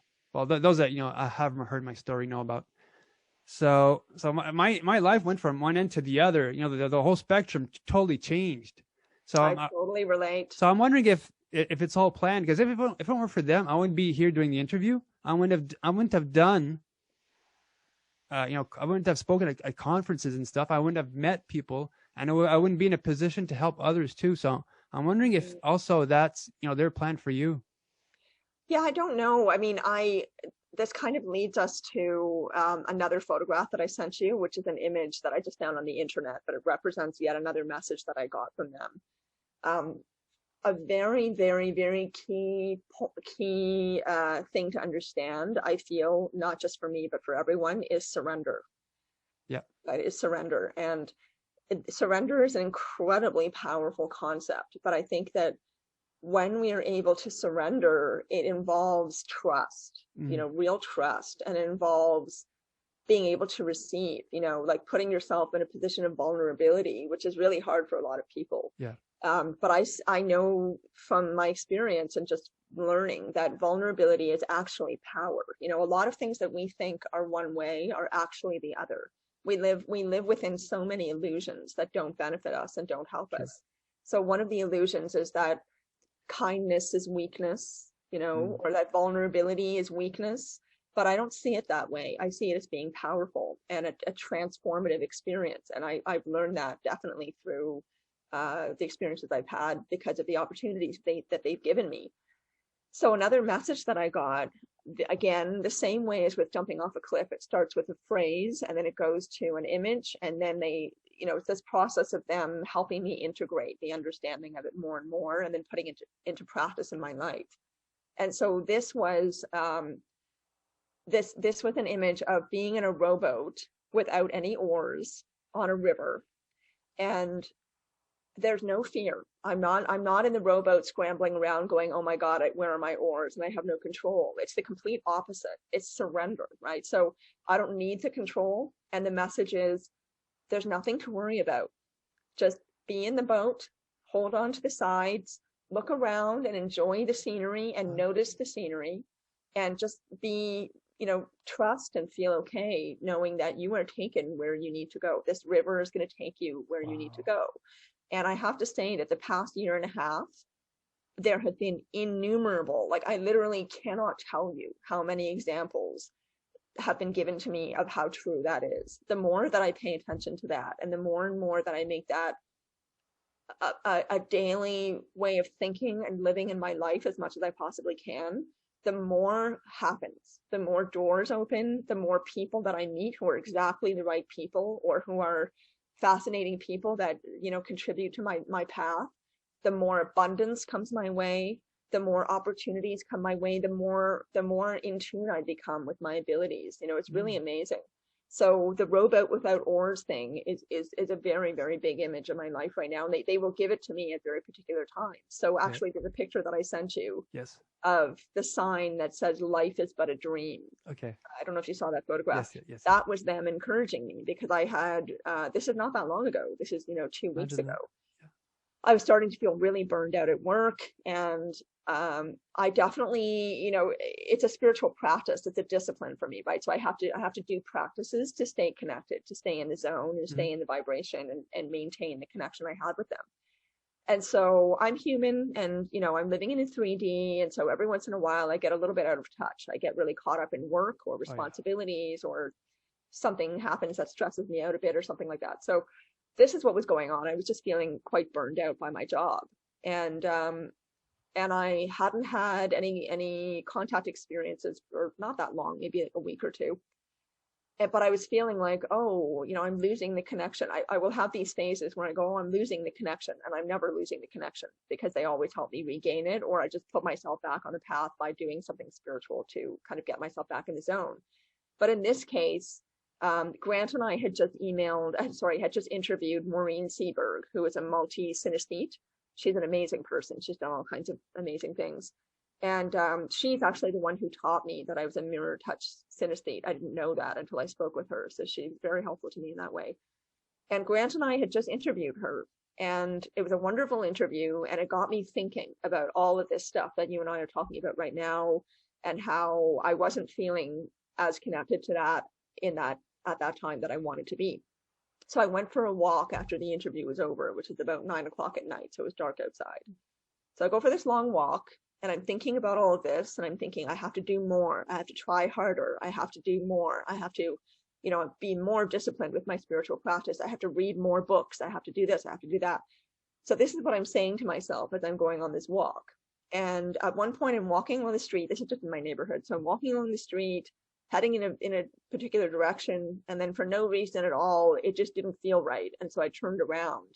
And as soon as I turned around, there was this telephone pole right in front of me. I crossed the street, and this telephone pole was right in front of me. And on the telephone pole, it said, life is but a dream, which of course is row, row, row your boat merrily down the stream, right? Merrily, merrily, merrily, merrily, life is but a dream. Chill out. There's nothing to worry about. You're in the rowboat. We're taking care of you. We're taking you where you need to go. Just chill out. Everything's okay. That was the message. So I laughed out loud because I just got it. You know, I got it. And then the vibe went right back up. And then I started having all this just insane stuff happening. The past 2 weeks 3 weeks have been incredibly active. So I'll have these phases where the high strangeness is just at 11, you know, and then other times it's more like a 5 or 6 or 7. It really fluctuates, but yeah, I'm getting chilled right now. It's wonderful, right? It's really wonderful. Like I just feel so grateful and so lucky, you know, to be able to be alive at this time, and to be experiencing all of this, and to experience what they're doing for me. You know, they're just giving me so much support. It's unbelievable. I've never felt this much support, love, and trust for any human. You know, I trust them, whoever they are, whatever they are. I trust them more than I've ever trusted any human being. You know, it's that profound for me. Yeah. It almost feels that you're being moved around to be in a position to serve humanity with your gifts. I'm doing my best. I mean, I think that that's what we're all here for. You know, I think that is the purpose of being human, is to do the best that we can, to be the best human being that we can. Because when we do that, we're not only serving ourselves, but we're serving others. You know, we're being kinder, we're being more compassionate, we're being less judgmental. we're seeing people not as their bodies, but as who they are inside their bodies, because we have this, like, we live in such a materialist dimension. You know, the 3D is so material and so physical and so superficial in so many ways. We have it drummed into us that that this material body is me, but it's not me. I am what is inside the body. This is the container that is carrying me through this life. But we are so judgmental of each other because of the optics of what we look like, you know, our skin color, our body shape, our gender, our sexuality, whatever it is. And it just causes such needless divide and discrimination. It does not make a lot of sense to me, because it takes so much less effort to actually do the opposite, right? To listen, to be kind, to recognize that the validity of the other person you're speaking to, regardless of what they look like, that has absolutely nothing to do with who they are or their value as a human being, right? So this is something I feel very, very strongly about. And I think that each one of us has power, and each one of us needs to do our part. And that's actually something I'd like to emphasize. I think that a lot of people in our community, I might be wrong, but I think a lot of people in our community feel that if they want contact, they just have to kind of wait for it. And then if the ETs want to, they're going to come. But the fact is that it's a partnership. It's a relationship, right? They're supporting us, but we have to do our part. We have to take personal responsibility. We have to confront our fears. We have to confront our ego. We have to do hard spiritual work. And the more we do that, the better we become to ourselves and to others, and the more connectivity we can have. That reminds me of when I started meditating. This was in 2012. So, you know, the whole end of the world thing was upon us. And I thought, you know, things was, because, you know, the whole, like, you know, the Mayan calendar and everything was pointing to the end of the world. And so I started meditating a lot. And I just, you know, I met up with my British abductee who became my fiance like a few months prior. So I started meditating because of her and sending out love and energy to the planet. So I've been doing this for like almost the entire month. We were getting up to December 25th.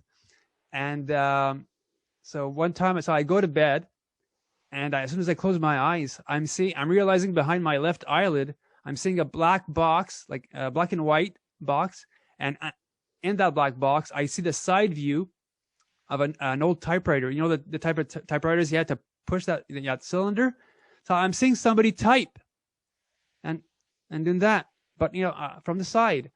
And so I open my eyes. I don't see it. I close my right eye.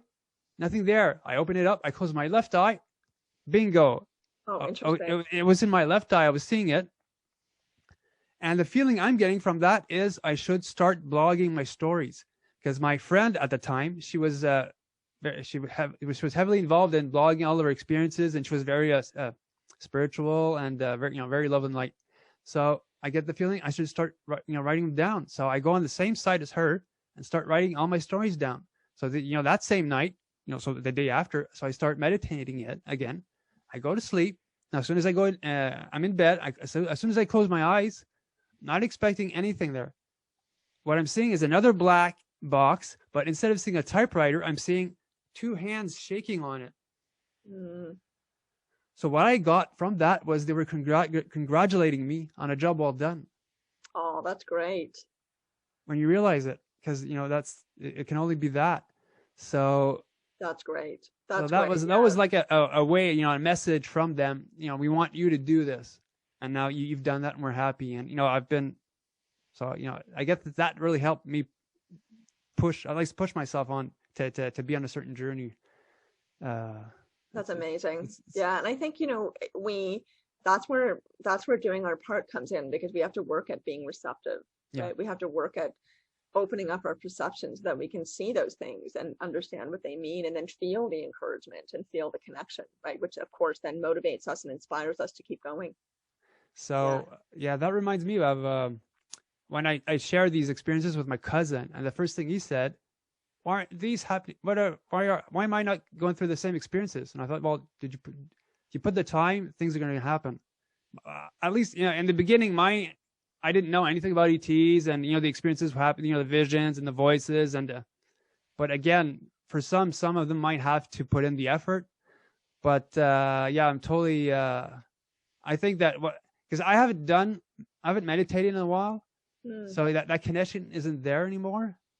But I know if I would put in the time, at least my vibratory rate would. For sure. Because all the time I'd feel the energy at top of the top of the chakra point right here, there, my head. When I meditate, I used to do healing work with my fiance, and we'd feel everybody's chakras, and we go over each one of them with a pendulum, and the pendulum would spin as hell, super fast. And one time after doing energy work on my fiance started feeling my chakra, and as soon as we went to the crown chakra, it was like going like this super fast, and eventually it broke. Oh, that's so cool! I love that. That's great. So there's definitely an energy aspect when you work on yourself, on your body. You got like different fields, the spiritual body, the energy body, whatever. But when you do work on that, it becomes bigger, because when your chakra is weak, we'd make these small circles with the pendulum, but when it's a lot bigger, then it turns a lot faster, and the pendulum moves really in a big fashion. So let's to finish. Let's with sorry. That I just want to say really quick. That reminds me of something else that happened to me when I was a kid. Go ahead. I wasn't able to wear watches because they would break. Really? Yeah, I just couldn't wear them. And so I got 3 new watches. One was for my 16th birthday. I wore it for 2 weeks. It stopped working. Had to take it in to get it repaired. Got it repaired, wore it again. Another week goes by, it stops working. And so that happened with 3 different watches. And so I stopped wearing watches because I just thought, that's weird. They just keep breaking. And at the time, I didn't think anything of it. I thought, watches are annoying. I don't want to wear watches. They just keep breaking. But yeah, the vibratory field, the energetic field is so incredibly important, and having awareness of that and really fostering it and nurturing it is a big, big part of connectivity. Yeah. Yeah. I know of, when it comes to breaking electronics, it's a common thing within the experiencer. Not so much family. For me, I haven't had a lot of weird electrical stuff happen. I've had a lot of weird other stuff happen, but not like in my home, but not necessarily electrical stuff. Okay. But I know that that's a common theme for many people. Yeah. So let's get into the work you've done with Grant. So how did that happen? Oh, the work I did with Grant. Oh boy. Like I said, I reached out to the Honorable Paul Hellyer and asked for some guidance, and he said go to the Alien Expo. So I immediately bought a ticket for the entire weekend.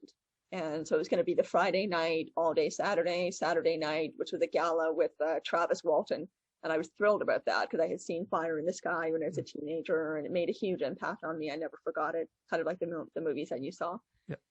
And then there was going to be Sunday. So I bought a ticket for the entire weekend, and I was just so excited. I couldn't wait to go. So I go, it's in September. And I'm a complete babe in the woods. Like I know nothing, other than the stuff that I've been trying to learn on my own ever since my awakening, which was 2 months previously. Right about 2 months previously. There's so much to know in this field. There's so many fascinating people. There's so many incredible books. There's so much out there to absorb and to learn. So I was just an innocent, I didn't know anything at this point. I walk into this conference and I only know what I've gobbled up for the previous 2 months. And I didn't know who Grant was. I didn't know who anybody was. I didn't know that Richard Dolan, who was there, I didn't know he was a big deal. I didn't know Grant was a big deal. I didn't know Linda Moulton Howe was a big deal. I didn't know any of these people. And I kind of deliberately, I will do this with interviews too. Actually, I don't like to read too much in advance because I feel like it influences what would be my natural organic experience, and I want to have the most unfettered experience originally at the beginning of whatever it is that I'm going to experience. I want it to be as unfettered and as organic as possible, because then it's more authentic, right? And then I know that whatever I'm picking up is coming from me, not from something that I read. So I went in not knowing who anybody was. And so Friday night happens. I have a fantastic time. I'm just like, oh my God, finally, I found my tribe. These are my people. Finally found this. So thrilled about that. Stayed up until 6 o'clock in the morning talking to a new friend of mine who now I'm still in touch with. And so the next day on Saturday, I'm completely exhausted, slept in half the morning, got to the conference late. And Grant was presenting and I missed his presentation. I think I caught maybe the last half an hour. So I didn't even really see him do his talk. But then that night was the gala dinner with Travis Walton as the guest speaker. And so I went to the remaining events of the day.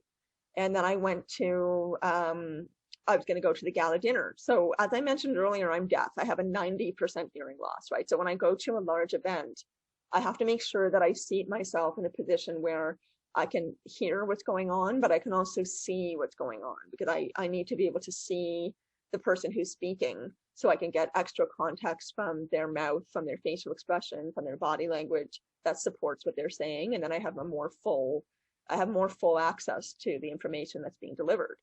So I got there early because I wanted to make sure I got a good seat for myself for these reasons, right? So I got there very early. The tables are covered in, this is in the gala dinner room, right? Where Travis is going to be speaking on stage. No dishes had been set. I mean, this is really early. There's no cutlery on the table, no dishes on the table. Nobody's there, just me and basically waiters. And so I check out the room and I choose a table and I can see they have the podium set up so I can see where Travis is going to be standing. So I'm thinking, okay, if I sit at this table, that's a good vantage point and I should be able to hear and see what's going on. So I go up to the table, plunk my stuff down to kind of mark my place, you know, put my scarf down and my book or something like that. And then I realize that people are starting to come in at that point and the buffet dinner is starting. So I go back to the buffet, get a plate of food. The lineup is huge. Get a plate of food, come back to my table. And my table at this point is completely full of other people. So I put my plate down. I don't know anybody else at the table, but sitting directly across from me is Grant at the same table. Okay. And so I recognize him. And at that point, I knew that we had mutual friends. So I went up, I came around the table and just kind of knelt down beside him and I said, hi, I just want to introduce myself. You know, we have some mutual friends and he was lovely as he always is. So we had a little chat and he asked me some questions about myself. So I told him a little bit about my story, but it was very brief. So we just kind of connected, you know, in that moment. And then there was a guy, there's a guy named Greg Godderson, who is a famous kind of rock and roller here in Canada. He used to be in a band called Goddo in the 70s. He's sitting next to Grant and he's very protective of Grant. And he's like, get out of the way, let the guy eat, you know, let the guy have his dinner. So I went back to my seat and I ate. And to my right is Sid Goldberg of Gaia TV, sitting right beside me on my right. And on his right is a woman named Allison. And she's a very special person. And that was an interesting experience because she and I looked at each other and it was like, oh, I know you. Like we just recognized each other. We'd never met before, but we had this feeling of recognition. And so she approached me after the whole night was over and she said, I feel like I know you. There's something about you. You know, we need to be in touch. And I said, yeah, I kind of had that feeling as well. So she gave me her card. So that was interesting. And I'm sitting right next to Sid Goldberg. Didn't have a clue who he was, you know, but he's obviously a big deal. Grant is sitting across from me. He's a big deal. I didn't know that at the time either. And there's some other people who were big wigs in the field who were sitting at the table. I don't remember who any of them were, but it was just a little bit interesting that, you know, those were the people that happened to be sitting at the table that I chose. And Grant is sitting right in front of me. So the night proceeds. Travis does his speech. He does an amazing job. He talks about the true story, what he experienced, which is not the same as in the film. That's the movie, yeah. And then we have a great night. You know, I end up hanging out long into the night with Travis, with a whole bunch of other people who were there at the conference. And I get home at 6 a.m. again. So the next day, I arrive back at the conference location and I walk into the lobby. It's at a hotel. And there's Grant just sitting there in a chair. And this doesn't usually happen. He's a guy that everybody wants to talk to. So normally he's surrounded by people. But he's just sitting there in a chair by himself. There's nobody around him. And there's an empty chair next to him. So I go up to say hello because I just met him the night before. I go up to say hi. And he asked me a few more questions about myself. And I tell him a little more about my story. And he says, oh, this sounds interesting. Here's my card. Send me an email and I want to hear more about your story. So I say, okay, great. Thank you very much. And he has to leave. He's got to go to a flight. So he leaves. And so I sent him an email I hear nothing from him, send him another email, I hear nothing from him. And at that point, I have a better sense of who he is. So I think, okay, he's incredibly busy. He's getting hundreds of emails a day. This was clearly not meant to be. It was just a nice kind of brief conversation a couple times, but that's it, right? So October passes, November passes, and then near the end of December, he comments on something I put on my Facebook page. And I think, oh, there he is. You know, maybe he does remember who I am. So I reach out to him and I said, hey, you gave me, you know, I hope it's okay that I'm contacting you again. I don't mean to bug you, but you gave me your card and, you know, it would be great to talk to you. And I'm trying to figure out basically what the hell is happening to me, right? And so he wrote me back and he said, sure, let's have a chat on January 1st, after Christmas holidays are over. And that's his birthday. I'm not supposed to say that, but it's his birthday. So we arranged to have this video chat, and I'm thinking, oh, it's just going to be, you know, a nice friendly chat with this guy, and maybe I'll learn something new and he can give me some guidance. We end up talking for something like 4.5 or 5 hours. And it was very apparent immediately that we knew each other, that we had met before. You know, we had this feeling of knowing each other. And he totally understood what I was saying, and I understood what he was saying. It was just this connection. It was like meeting a really old friend that you haven't seen in an entire lifetime. That's really what it felt like. So we had this feeling of just immediately knowing each other and immediately kind of understanding each other and really getting along really, really well. And so we started talking a bit more often, and then really crazy things started happening. We had just the most insane synchronicities, you know, so many of them on practically a daily basis for weeks and weeks and weeks. And the vibration was really interesting. The vibration felt a bit like when I had my awakening. It was this very high energetic vibration, and all of this paranormal stuff was happening in my life, and that he was having paranormal stuff happening in his life that was in conjunction with mine. And we're having these mutual synchronicities, you know, it was just bonkers. So then he says to me a little while after that, I think maybe a month after that, he said, this is very clearly meant to be. And I think we're supposed to do work together. And I think that you are supposed to do interviews with me. And so I want to ask you to do interviews with me. And so I just didn't know what to make of that at first, because I never, ever, ever, ever thought that I would be on YouTube for any reason whatsoever, or public with any of this at all. But I really had that rowboat image in my mind. I thought, I'm being led to where I need to go, and this is another knock on the door, and I just have to say yes and move through my fear or my anxiety about being on YouTube. And, you know, I don't do interviews. I was thinking to myself, I don't do interviews. I don't know what I'm doing, right? But I just have to say yes. I just have to do this. So that's how it started. That's pretty cool. Yeah, it's a wonderful origin story. And he's become a really dear friend. And, you know, I just have so much respect for him. He's a wonderful person. He's absolutely hilarious and brilliant. And yeah, he's really fun to know. I was at that conference that year. Wasn't Richard Dolan then there that year? I'm not sure. I think Richard Dolan was there, or was it the year prior? He was there. Yeah, he was there. Grant was there. Randy, oh God, I can't remember his last name. Says he used to be a Kramer. Randy Kramer. Yeah. And lots of other people. I can't remember. Well, Linda was there also, I think, that year. That was a big year, yeah. Yes. But that's and I just coming back to the number 3. I know you're heavily involved with that number, but imagine that we scheduled today's interview at 3 p.m. for 3 p.m. number 3, and I was like forced almost to look at the clock at 3:33. So you could add that to your list of synchronicities. You know what? I will. That at the moment we were talking about threes, you got a 333 on the clock. I will add that to my list for sure. Yeah, that's very cool. Can you imagine that? You know, it's still freaky AF because I've got the list of, you know, some of your experiences. So sometimes if you see my eyes going down, I'm just looking back at the list. But that time I felt to continue and look at the clock exactly when you're talking about 333. That was freaky. That's really fun. I think all of this is just so much fun, and it's so exciting and so wonderful to be able to experience life like this. You know, I really feel an ongoing, very pervasive sense of gratitude about it. Yeah. So we've been at this for 2 hours, so let's call it a day. It's supper time for me. Well, it's 5 p.m., so we're good. Sure. So thanks for coming on, Sinead. You've got a lovely story, and when you speak, it reminds me so much of Grant, the way you talk. Oh, really? So yeah, you're Grant number 2.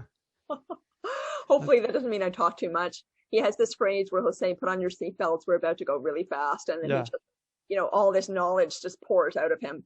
But yeah, my story's kind of nutty, and I'm still trying to make sense of a lot of it, and I'm trying to get better at documenting all the things that happened too. I haven't been very good about that. So you helped me with that by inviting me to do this interview, which made me go back and look at photographs and notes that I'd made and put them together a little bit more. So thank you for doing that.